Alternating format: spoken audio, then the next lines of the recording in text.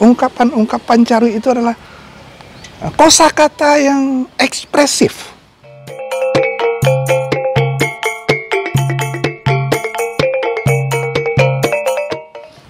Assalamualaikum saudara. Ini matahari sore, jam 4:30, habis asar. Panas saudara, tapi cukup menyegarkan. Kita akan bahas topik panas saudara, tentang fenomena Carui.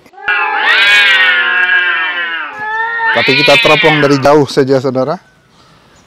Kita tidak akan bicara tentang peristiwa orang bacarui atau orang yang kena pacaruian. Kita akan bahas kenapa orang bacarui dan apa saja sebenarnya fenomena carui itu.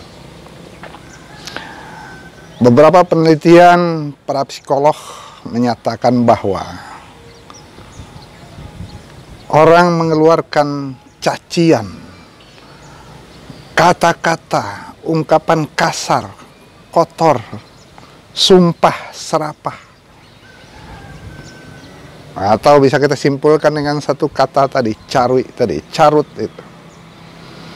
itu karena dua keadaan yang menyebabkan orang sampai pada puncak. Keadaan pertama, keadaan stres, tekanan batin, tekanan pikiran yang mendadak sampai pada puncaknya. Dan itu kata para ahli jiwa, itu memompa adrenalin, mengeluarkan sebuah ungkapan. Dan ungkapan itu yang pernah dipelajari secara sosial, tidak dipelajari di sekolah ya. Ungkapan yang dipelajari secara sosial ketika orang lain juga mengalami keadaan tertekan yang luar biasa. Kejutan yang luar biasa, menyakitkan.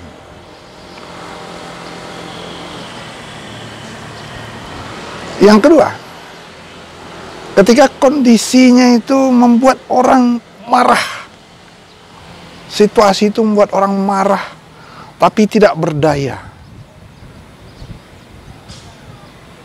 Marah terhadap orang lain, marah terhadap keadaan, tapi dia tidak berdaya melakukan apa-apa kecuali mengeluarkan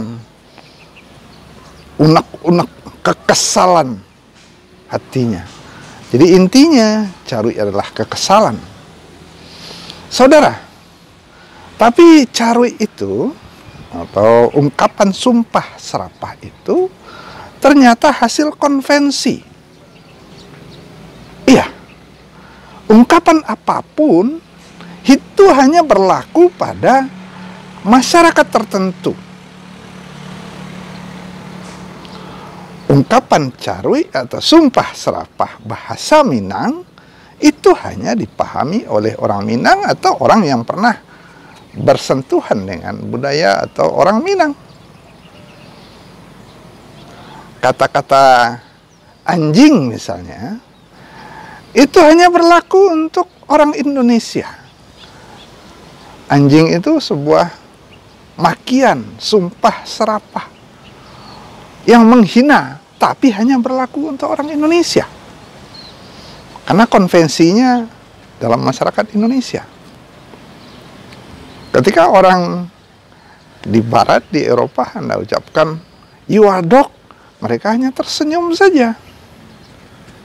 Tapi saudara, walaupun itu konvensi masing-masing bahasa atau masing-masing masyarakat, masing-masing suku, ternyata menurut penelitian itu ada kesamaan-kesamaan carui di dunia itu.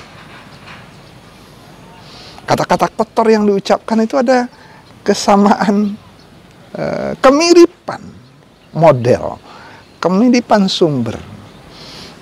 Yang paling banyak itu memang kata-kata yang berasal dari bahasa tentang jenis kelamin, tentang kelamin, peralatan, seksual wanita paling banyak.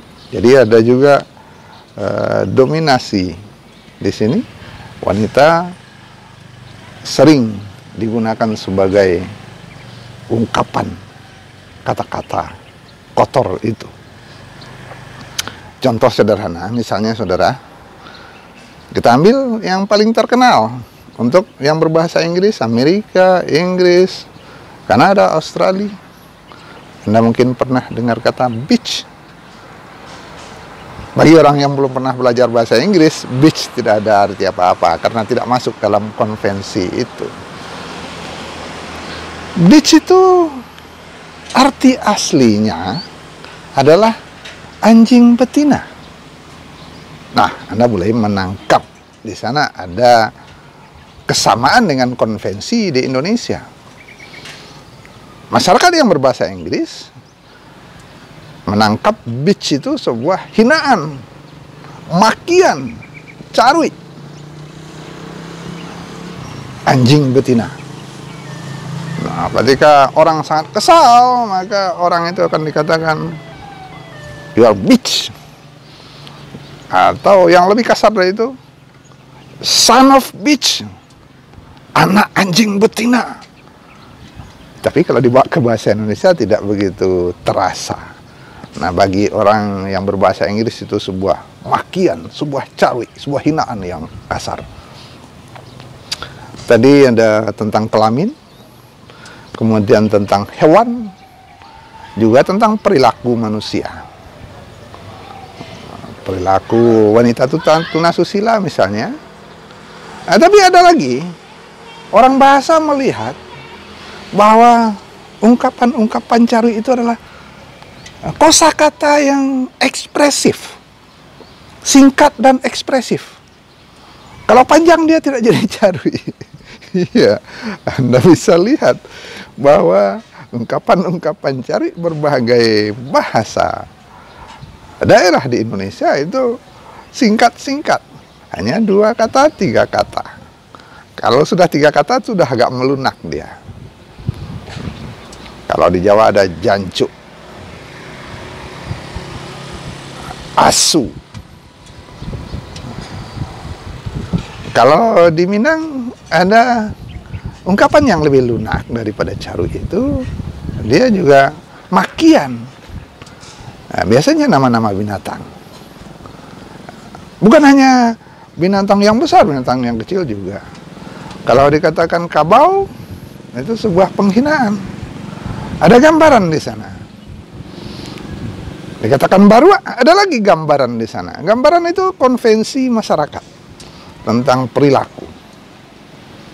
Nah, ada fenomena baru ketika ada yang berani keluar dari frame konvensi kesepakatan masyarakat tentang makian-makian itu. Ada sebuah makian yang kemudian dirubah jadi brand, Kapuyua. Itu luar biasa. Keluar dari kerangka kesepakatan masyarakat bahwa Kapuyua itu dulu hinaan, sekarang Kapuyua jadi brand yang luar biasa. Saudara, itu sekadar teropong kita tentang carui.